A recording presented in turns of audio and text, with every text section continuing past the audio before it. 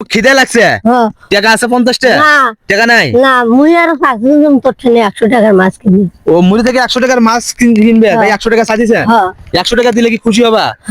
তা আমি মাছ কিনে দেই না, 100 টাকা তোমাকে দেবো। হ্যাঁ 100 টাকা আপনাকে দেবো, মাছ কিনবে উনি।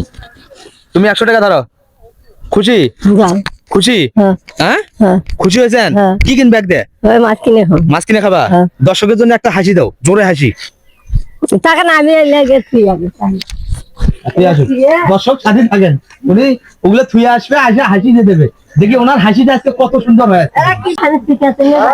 দর্শকের জন্য একটা হাসি, হ্যাঁ হাসি দাও। না আমার বোন হয়, যাতা তো বোন তারই বান্ধবী, তাই তার বাড়ি গেছি না আমরা।